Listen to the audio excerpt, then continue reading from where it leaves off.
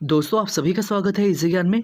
दोस्तों पिछले वीडियो में हमने मुगल साम्राज्य का पतन से कुछ इंपॉर्टेंट एमसीक्यू क्वेश्चन को देखा था और अब हम नवीन राज्यों का उदय से कुछ महत्वपूर्ण एमसीक्यू क्वेश्चन को देखेंगे जो कि आपके आने वाली जेसीसी सीजीएल एग्जाम के लिए भी बहुत इंपॉर्टेंट है और 67वीं बीपीएससी पीटी के लिए भी बहुत ज़्यादा महत्वपूर्ण है। अगर आप किसी भी पीसीएस एग्ज़ाम के लिए प्रिपरेशन कर रहे हो दोस्तों तो ये वीडियो आपको ज़रूर हेल्प करेगी।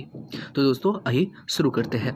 आज का हमारा टॉपिक है नवीन राज्यों का उदय, the rise of new states. दोस्तों हमारा पहला सवाल कहता है कि बक्सर युद्ध का सबसे प्रमुख कारण क्या था। ठीक है, बक्सर जो युद्ध हुआ था इसका सबसे मेन कारण क्या था दोस्तों? इसका सबसे मेन कारण था ईस्ट इंडिया कंपनी के द्वारा वाणिज्यिक अधिकार का दुरुपयोग करना। ठीक है, ईस्ट इंडिया कंपनी के द्वारा वाणिज्यिक अधिकार का दुरुपयोग करना ही बक्सर युद्ध का सबसे प्रमुख कारण था। ठीक है, चलते हैं दोस्तों हम अगले सवाल की ओर। नेक्स्ट सवाल क्या कहता है कि बंगाल में कंपनी के अधिकारों द्वारा दस्तकों के दुरुपयोग करने के कारण किस नवाब से उनके संबंध बिगड़ गए थे। ठीक है, बंगाल में कंपनी के अधिकारियों के द्वारा दस्तकों का जब दुरुपयोग किया जा रहा था तो उसके कारण किस नवाब से उनके संबंध जो है, अंग्रेजों के संबंध, कंपनी के संबंध जो है बिगड़ गए थे। तो दोस्तों हमारा उत्तर हो जाएगा option number D, Mir Qasim. ठीक है, किससे दोस्तों? मीर कासिम से ही संबंध उनके बिगड़ गए थे। नेक्स्ट सवाल, अगला सवाल क्या कहता है दोस्तों? कहता है कि निम्नलिखित में से किसके काल में ब्लैक होल की घटना घटी थी। तो दोस्तों हम सभी जानते हैं सिराजुद्दौला के काल में ब्लैक होल की घटना हुई थी। चलते हैं दोस्तों हम अगले सवाल की ओर। नेक्स्ट सवाल कहता है कि अधोलिखित में किसका नवाब सिराजुद्दौला के प्रति भक्ति भावना में विशिष्ट स्थान था। ठीक है, कहता है अधोलिखित में से किसका नवाब सिराजुद्दौला के प्रति भक्ति भावना में विशिष्ट स्थान था। तो दोस्तों हमारा उत्तर हो जाएगा option number C, Mir Madan. अगला सवाल कहता है कि मुर्शिद कुली खां मूलतः एक था, ये कौन थे? ये मूलतः दोस्तों एक दक्षिण भारतीय ब्राह्मण थे। दोस्तों हमारा अगला सवाल कहता है कि बंगाल के नवाब मीर कासिम द्वारा कंपनी को दी गई जमींदारी में कौन सा जिला सम्मिलित नहीं था। तो दोस्तों हमारा उत्तर हो जाएगा ऑप्शन नंबर बी, मुजफ्फर। ठीक है, कौन? मुजफ्फर। बाकी बात दोस्तों बर्दवान भी शामिल था, मिदनापुर भी और चटगांव भी। नेक्स्ट सवाल क्या कहता है दोस्तों? कहता है कि प्रथम आंग्ल मराठा युद्ध की समाप्ति किस संधि के द्वारा हुई थी। पहला जो आंग्ल मराठा युद्ध हुआ था उसकी समाप्ति किस संधि के द्वारा हुई थी दोस्तों? तो याद रखेंगे सालाबाई की संधि के द्वारा। किसकी संधि के द्वारा? सालाबाई की संधि के द्वारा। चलिए अगला सवाल कहता है दोस्तों, कहता है कि अफजल खां जो शिवाजी को धोखे से मारना चाहता था किस राज्य का अधिकारी था। अफजल खां जो शिवाजी को धोखे से मारना चाहता था वह आखिर किस राज्य का अधिकारी था? तो दोस्तों वह जो है बीजापुर का अधिकारी था। चलिए नेक्स्ट सवाल क्या कहता है? कहता है बताइए कि अधोलिखित में किसके शासनकाल में बंगाल की सूबेदारी वंशानुगत हो गई थी। तो दोस्तों हमारा उत्तर हो जाएगा ऑप्शन नंबर ए, मुर्शिद कुली खां के। ठीक है दोस्तों, मुर्शिद कुली खां के शासनकाल में बंगाल की सूबेदारी वंशानुगत हो गई थी। अगला सवाल कहता है किस संधि के परिणाम स्वरूप बंगाल में द्वैत शासन लागू हुआ था। तो दोस्तों इलाहाबाद की संधि के कारण ही। ठीक है, याद रखेंगे इलाहाबाद की संधि के परिणाम स्वरूप ही बंगाल में द्वैत शासन लागू हो गया था। अगला सवाल, पलासी के युद्ध में सिराजुद्दौला के पराजय का सबसे प्रमुख कारण क्या था दोस्तों? तो दोस्तों हमारा उत्तर हो जाएगा ऑप्शन नंबर ए, क्लाइव की कूटनीति। ठीक है, रॉबर्ट क्लाइव की कूटनीति ही इनका एक प्रमुख कारण था उनकी हार का।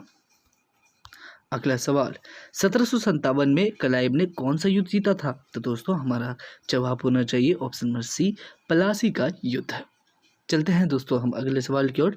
नेक्स्ट सवाल कहता है कि बताइए कि मीर कासिम से अंग्रेजों के मतभेद का प्रमुख कारण क्या था। तो दोस्तों हमारा उत्तर हो जाएगा ऑप्शन नंबर बी, व्यापार कर। क्या था? व्यापार कर। अगला सवाल क्या कहता है दोस्तों? कहता है कि अधोलिखित में कौन सा नीतिगत परिवर्तन मीर जफर के शासनकाल में अंग्रेजों में देखा गया। दोस्तों आपके ऑप्शंस है यहाँ पर, देखिए पहला ऑप्शन कहता है आपसे कि धीरे धीरे नवाब के अधिकार को समाप्त किया गया। दूसरा ऑप्शन कहता है कि एक गुट को दूसरे गुट के विरुद्ध लड़ाया गया। तीसरा ऑप्शन कहता है कि बंगाल में हिंदू अधिकारियों को संरक्षण दिया गया और चौथा कहता है कि अंग्रेजों के सहयोगियों को संरक्षण दिया गया। तो दोस्तों हमारा सही उत्तर जो होगा ये होगा ऑप्शन नंबर ए। ठीक है, धीरे धीरे नवाब के अधिकारी को समाप्त किया गया। अगला सवाल क्या कहता है दोस्तों, नेक्स्ट सवाल आपका कहता है कि अधोलिखित मराठा शासकों में किसका साम्राज्य विस्तार सबसे ज़्यादा था। ठीक है, कहता है अधोलिखित मराठा शासकों में किसका साम्राज्य विस्तार सर्वाधिक था। तो दोस्तों हमारा उत्तर हो जाएगा option number B, Balaji Bajirao का। किसका? बालाजी बाजीराव का। अगला सवाल, पेशवा पद प्राप्त करने के लिए किस मराठा ने अंग्रेजों से सूरत की संधि की और फलस्वरूप प्रथम आंग्ल मराठा युद्ध हुआ था। तो दोस्तों यहां पर हमारा जवाब हो जाएगा option number A, Raghunath Rao. अगला सवाल कहता है कि मराठा भू राजस्व व्यवस्था के अंतर्गत चौथ था। तो दोस्तों चौथ क्या था। तो दोस्तों हमारा उत्तर हो जाएगा मराठों द्वारा लिया जाने वाला एक कर था चौथ। अगला सवाल, शिवाजी के शासनकाल में किस दर से सरदेश मुखी वसूल किया जाता था। ठीक है, वो कौन सा दर था। तो दोस्तों हमारा उत्तर जवाब ऑप्शन नंबर सी, 1/10 की दर से सरदेश मुखी वसूल किया जाता था। अगला सवाल, शिवाजी ने औरंगजेब के मामा व दक्षिण के सूबेदार शाइस्ता खां को कब पराजित किया था। तो दोस्तों हमारा उत्तर हो जाएगा ऑप्शन नंबर डी, 1663 ईस्वी में। कब? 1663 ईस्वी में। ठीक है, शिवाजी ने औरंगजेब के मामा व दक्षिण के सूबेदार शाइस्ता खां को कब पराजित किया था। तो 1663 ईस्वी में इन्होंने पराजित किया था सूबेदार शाइस्ता खां को। अगला, शिवाजी की राजस्व व्यवस्था के संबंध में अधोलिखित में कौन सा कथन सत्य नहीं है। तो दोस्तों हमारा उत्तर हो जाएगा ऑप्शन नंबर डी, ये कथन सत्य नहीं है कि जमींदार को अपने हलकों में राजस्व वसूली की अनुमति थी। ठीक है, बाकी बात वह मलिक अंबर की भू राजस्व व्यवस्था पर आधारित थी, ये सही है। फिर उपज का 40% राज्य का राजस्व था, ये भी सही है। और कृषक पैदावार से नकद रूप में राजस्व चुका सकता था।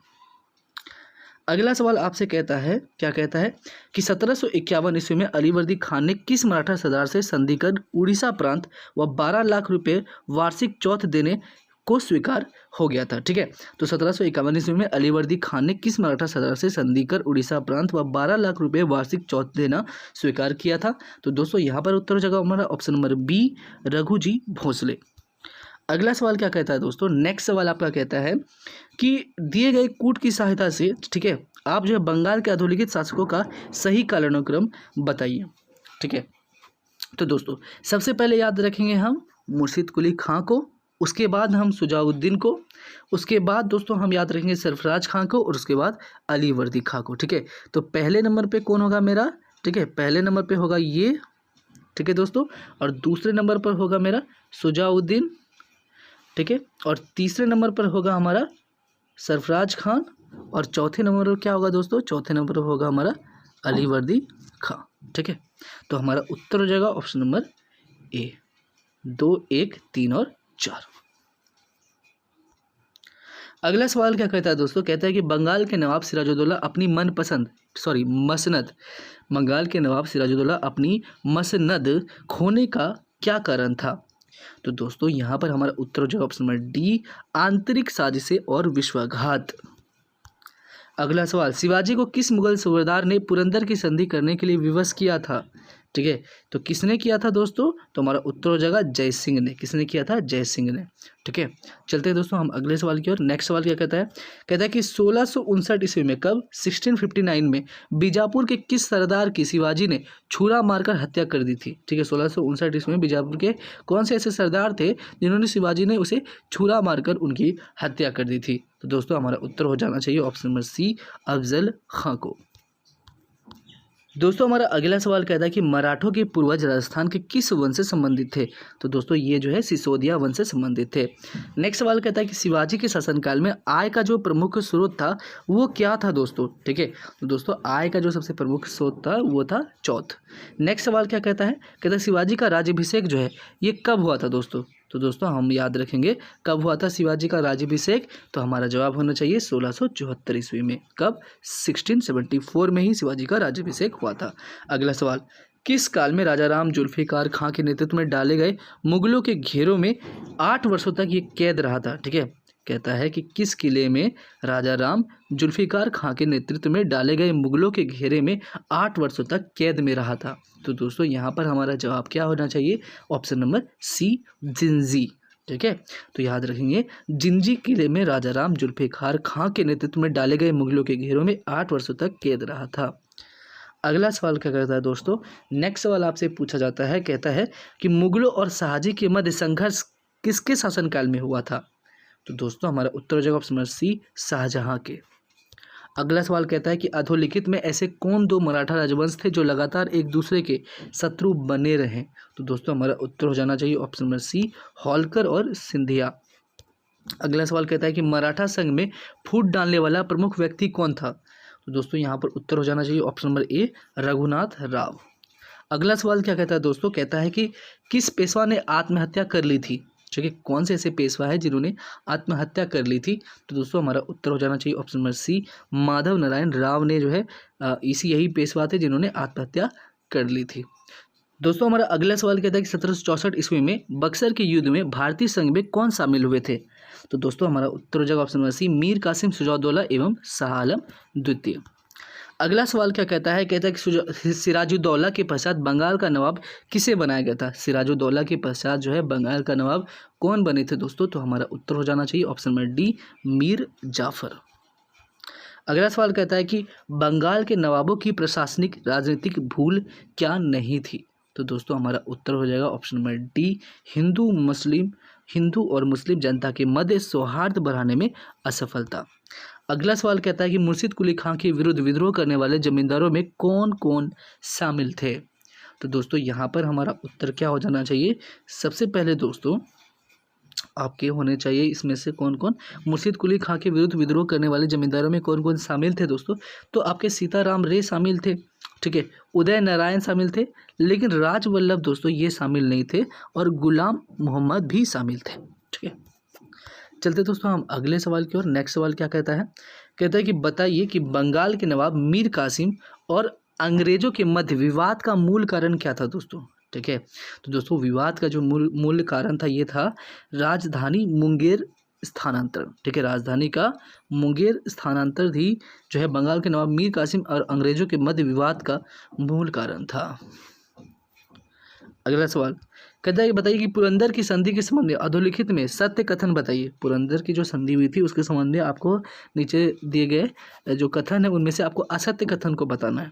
ठीक है, चलिए जो आपसे सवाल पूछा गया है, कहता है कि संधि शिवाजी की गिरफ्तारी के पश्चात हुई थी। सही। संधि के परिणामस्वरूप संभाजी को 5000 का मनसब दिया गया था। संधि के परिणामस्वरूप शिवाजी ने मुगलों को 23 किले दे दिए थे। ठीक है, 35 में से 23 किले देने पड़े थे। और आखिरी कहता है कि संधि के परिणामस्वरूप शिवाजी ने मुगल अधिपत्य स्वीकार कर लिया था। तो ये गलत हो जाएगा। ठीक है, ये असत्य है दोस्तों।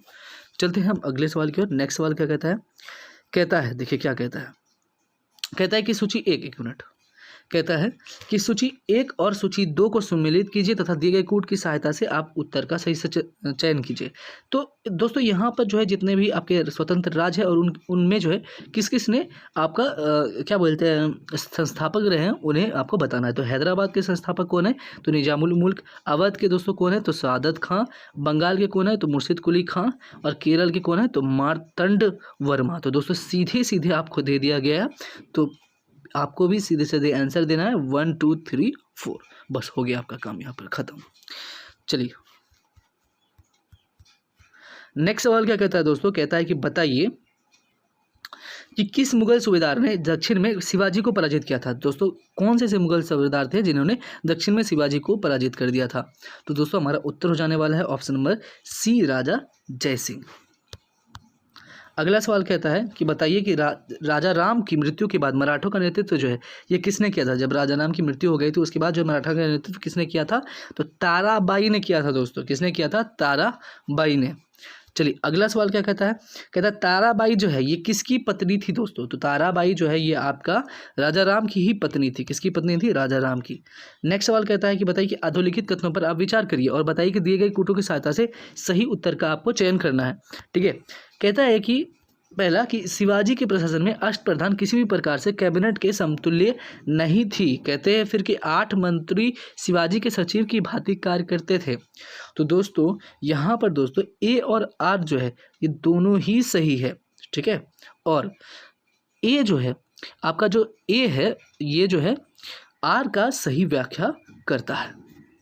तो हमारा उत्तर क्या हो जाएगा? Option number D. ठीक है, चलते हैं दोस्तों हम अगले सवाल की ओर। नेक्स्ट सवाल हमारा क्या कहता है, आइए देखते हैं। कहता है कि शिवाजी और बाजीराव प्रथम दोनों में वह कौन सी समान विशेषता थी जिसने युद्धों में उनकी सफलता सुनिश्चित की थी? तो दोस्तों दोनों में छापामार युद्ध पद्धति समान थी। अगला सवाल, बताइए कि तृतीय आंग्ल मराठा युद्ध जब हुआ था, ठीक है, उसमें निम्न में से किस मराठा शक्ति ने भाग ही नहीं लिया था तृतीय में? तो दोस्तों हमारा उत्तर हो जाएगा ऑप्शन नंबर डी, भोसले ने भाग नहीं लिया था, जबकि आपके पेशवा ने भाग लिया था, सिंधिया ने भाग लिया था और होलकर ने भाग तो लिया ही था। चलिए नेक्स्ट सवाल चलते हैं दोस्तों। नेक्स्ट सवाल क्या कहता है, बताइए कि छत्रपति शिवाजी का प्रशासन जो है ये कैसा था? तो छत्रपति शिवाजी का जो प्रशासन है दोस्तों ये था आपका निरंकुश राजतंत्र।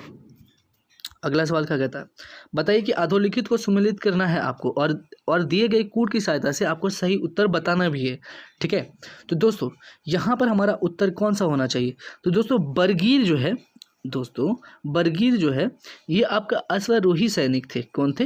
अश्वारोही सैनिक। जबकि नायक जो थे ये थे आपके पैदल सेना की सबसे छोटी इकाई का कौन था? ये उत्तराधिकारी था। और जबकि सर नौबत जो है ये पैदल सेना का सबसे बड़ा अधिकारी था। ठीक है, और नायक कौन था? पैदल सेना का सबसे छोटा अधिकारी। ठीक है, छोटी इकाई का अधिकारी। और कारकुन क्या था दोस्तों? कारकुन था किले के गोदाम का अधिकारी। क्या था? किले के गोदाम का अधिकारी था दोस्तों। ठीक है, तो आपको यहाँ याद रहना चाहिए ये वाली बात। तो हमारा उत्तर जो ऑप्शन में सी याद रखेंगे। बरगीर कौन था? तो अश्वारोही सैनिक था। नायक था पैदल सेना की सबसे छोटी इकाई, सबसे छोटी टुकड़ी का अधिकारी। और जबकि आपका जो है सरे नौबत क्या था? पैदल सेना का सबसे बड़ा अधिकारी।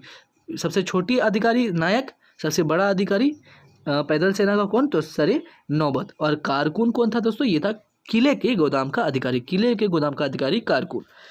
दोस्तों हमारा अगला सवाल कहता है कि तृतीय आंग्ल मराठा युद्ध में किसने मराठों को अंतिम रूप से पराजित कर दिया था दोस्तों? तो हमारा उत्तर हो जाएगा लॉर्ड हेस्टिंग्स। वारेन हेस्टिंग्स नहीं, लॉर्ड हेस्टिंग्स। ठीक है, याद रखेंगे तृतीय आंग्ल मराठा युद्ध में लॉर्ड हेस्टिंग्स ने मराठों को अंतिम रूप से पराजित कर दिया था।